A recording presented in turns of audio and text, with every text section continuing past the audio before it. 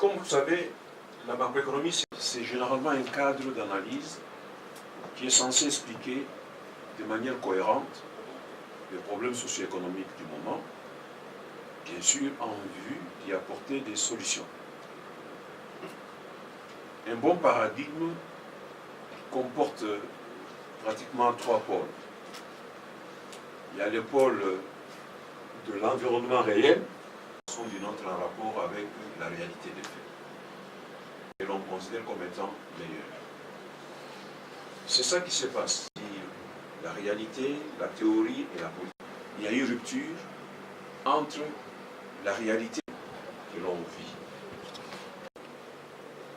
C'est ainsi que la publication de l'ouvrage de John Maynard Keynes, un problème nouveau. Une telle crise ne pouvait pas se produire.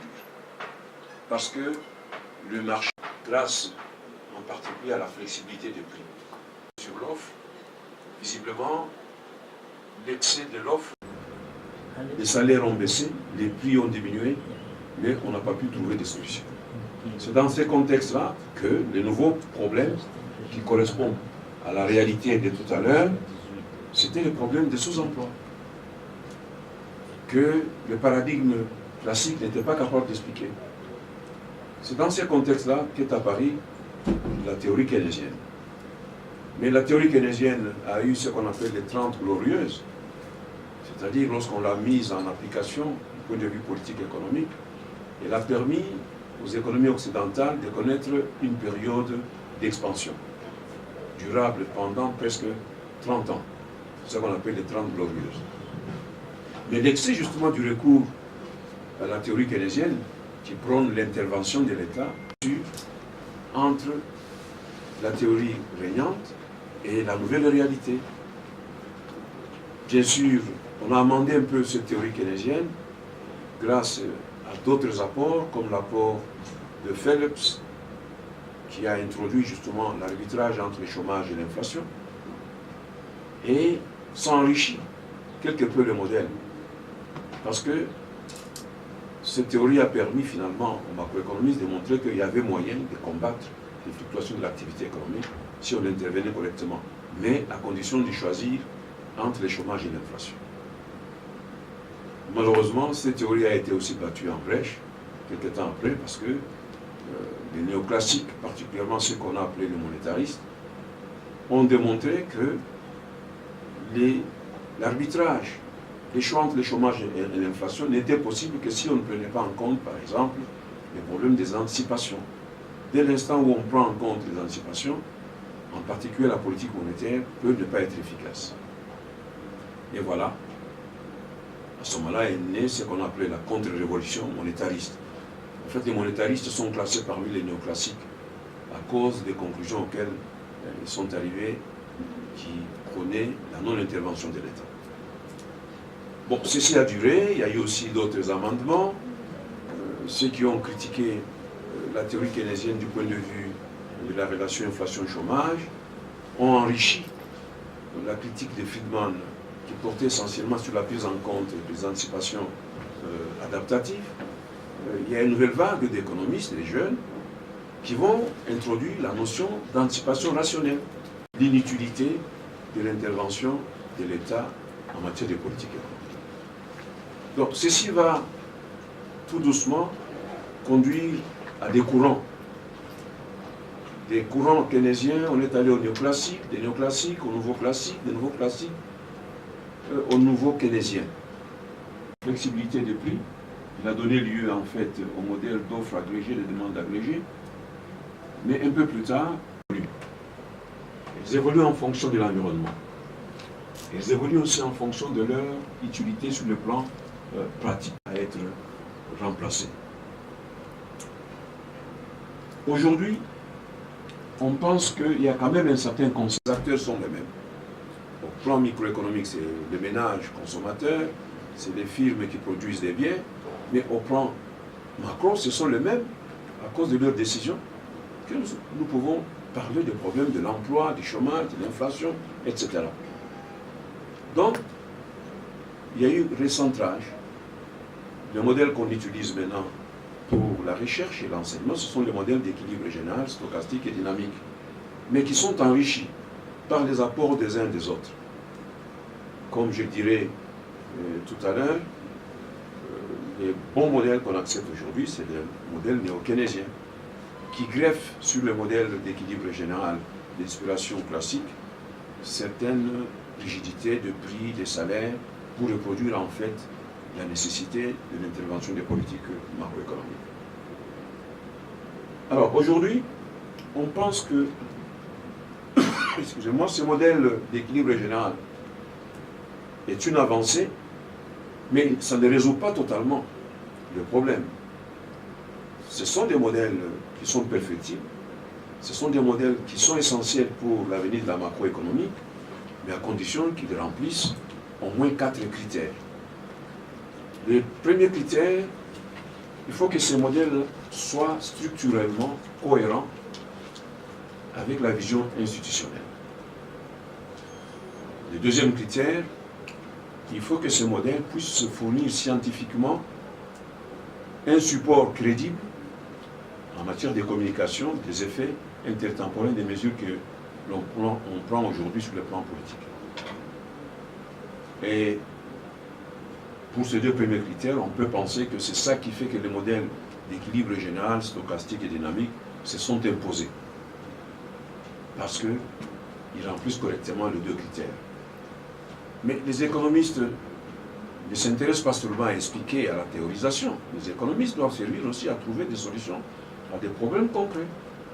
Parmi ces problèmes, il y a par exemple le problème de savoir si ceci se passe aujourd'hui, qu'est-ce qu'on peut en attendre demain. C'est le problème de prédiction, de prévision. Sur ce plan-là, on pense que les modèles d'équilibre général dynamique peuvent remplir ce rôle de prédiction à condition qu'ils nous permettent de quantifier la réponse de chacune des variables sur la dynamique économique. Parce qu'en fait, l'économie subit chaque jour des chocs, des perturbations. Ces perturbations vont être intériorisées par des agences économiques qui vont essayer de réagir à ces chocs-là. Alors nous voulons savoir, un bon modèle devrait nous dire, s'il y a un tel choc, comment ces chocs-là se propagent. Et quantitativement, comment les différentes variables sont affectées.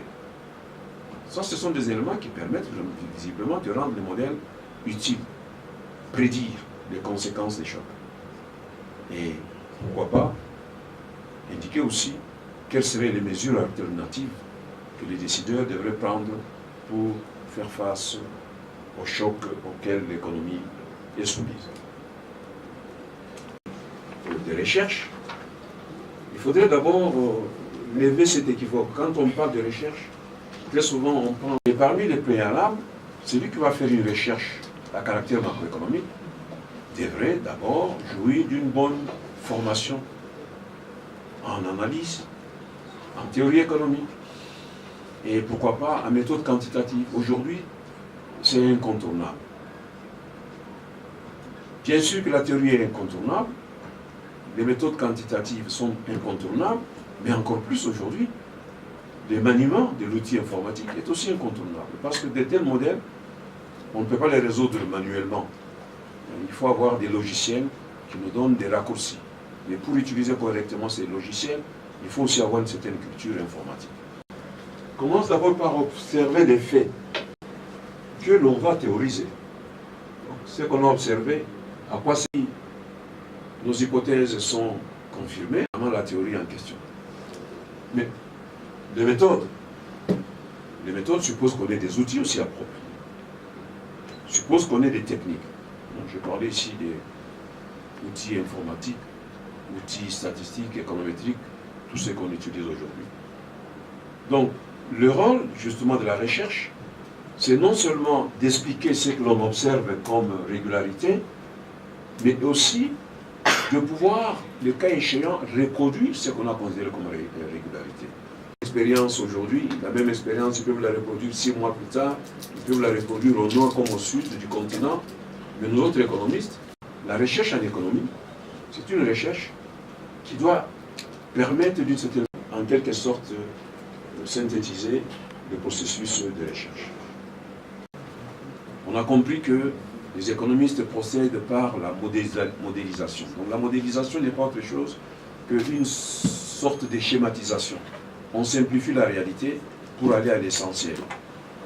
Mais on n'a pas qu'un seul modèle. Il y a plusieurs modèles. J'emprunte ici les déclarations d'un économiste bien connu, Olivier Blanchard, comme chercheur, comme enseignant, parce que son livre de macroéconomie est parmi ceux qui sont les plus utilisés, mais aussi comme praticien, parce qu'il est resté longtemps responsable de l'analyse macroéconomique, si pas des études, au Fonds monétaire international. Il dit qu'en réalité, si nous regardons les modèles qui existent, on peut les classer en 5 catégories. Il y a des modèles qui nous donnent les fondamentaux, il y a des modèles d'équilibre général stochastique et dynamique, mais il y a aussi des modèles qui devraient normalement être utilisés pour prendre des mesures de politique économique. Il y a des modèles qu'ils considèrent comme étant des modèles joués. L'un des modèles joués, c'est ce que nous utilisons généralement dans les cours de macroéconomie élémentaire. Le modèle ISLM, c'est pratiquement un petit jouet là, qu'on peut utiliser pour montrer les conséquences d'une politique monétaire ou budgétaire expansive ou bien restrictive. Donc, d'après lui, tous ces modèles-là ne s'équivalent pas. Il faut choisir les modèles en fonction de l'objectif que l'on veut atteindre.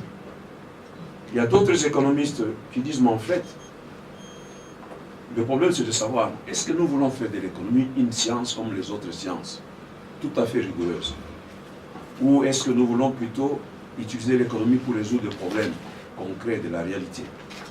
En fait, le débat se situe entre faire de l'économie une science ou bien faire de l'économie un art, comme le feraient les ingénieurs. Donc le graphique qui est là nous montre en fait qu'on met l'accent beaucoup plus sur les résultats empiriques. Ça c'est de l'art, comme feraient les ingénieurs pour résoudre le problème. Plus on veut aller là, on se préoccupe beaucoup plus de l'élégance mathématique et tout ce qu'on peut imaginer d'un bon modèle. Ça serait donc la position des scientistes. Mais en réalité, il faut choisir entre les deux. Donc il y a plusieurs modèles qu'on peut choisir. Savoir que faire en recherche. De manière beaucoup plus pratique, nous pouvons dire qu'un bon modèle macroéconomique, ça doit être un modèle qui est capable d'expliquer la dynamique de 4 variables économiques principales.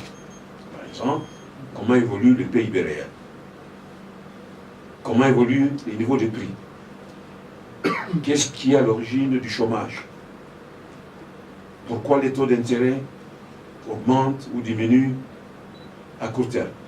Ça serait un bon modèle. Il doit être capable d'expliquer, si vous voulez, la dynamique de variables macroéconomiques clés. Aujourd'hui, on pense que le modèle qui peut nous aider à résoudre ces genres de problèmes, c'est le modèle d'équilibre général stochastique dynamique, mais de type néo-keynésien. Parce que les modèles d'équilibre général de première génération étaient des modèles qui mettaient l'accent fondamentalement, bien sûr, sur le comportement microéconomique, mais dans un environnement de concurrence pure et parfaite. Or, avec de tels détails, vous ne pouvez pas justifier l'importance d'avoir une politique monétaire ou budgétaire quelconque. Alors, grâce aux néo-keynésiens, on peut enrichir le modèle d'équilibre général stochastique et dynamique en y incorporant certaines rigidités des prix, des salaires, et en y ajoutant aussi des secteurs qui n'ont pas été pris en compte, tels que le problème de l'intermédiation financière. Donc on pense qu'un tel modèle serait un bon modèle, à la fois pour expliquer les problèmes. Je voudrais terminer, pour que nous ayons quand même le temps d'en débattre, d'échanger, avec ce qui vient d'être lancé, et pas pour nous économiser. Un peu comme si la science ne peut être science que pour une catégorie de la race humaine et pas pour une autre catégorie d'êtres humains. Je pense qu'il n'en est rien. La science doit être la même. Mais ce qu'il faut, c'est d'adapter nos théories au contexte.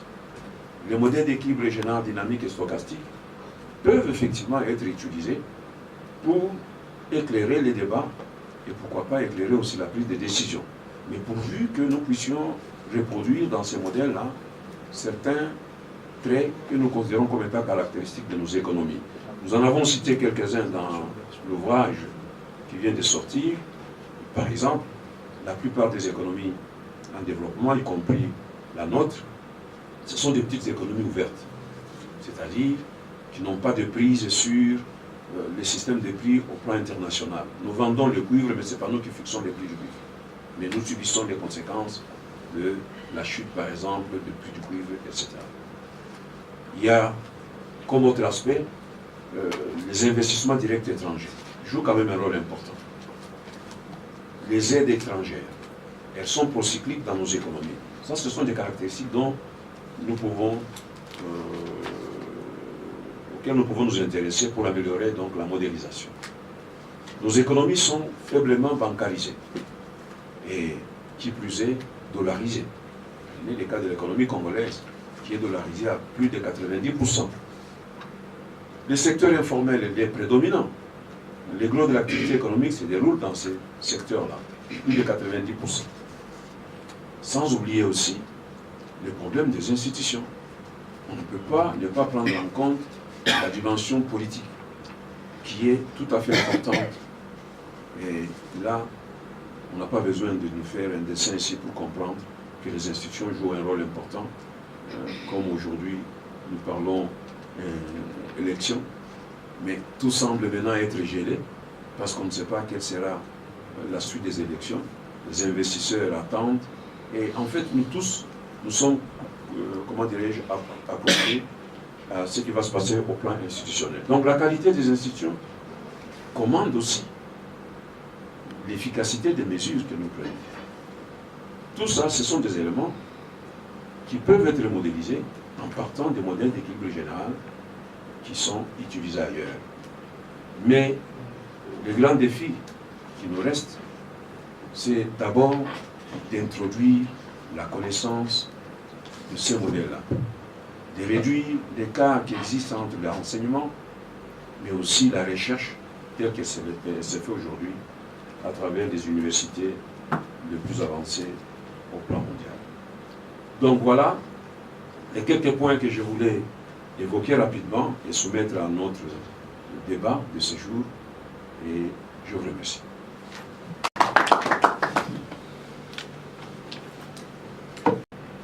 Vous avez retracé l'itinéraire, la trajectoire de la recherche en macroéconomie, tout en brossant le chemin pour quelques défis pour l'avenir, notamment dans le pays qui sont les nôtres, le pays en développement. Sans plus tarder et sans vouloir faire un nouvel exposé, je voudrais, avec l'autorisation de l'exposant, demander ou prendre quelques questions dans l'assistance qui pourraient susciter les réactions du professeur Kodouya.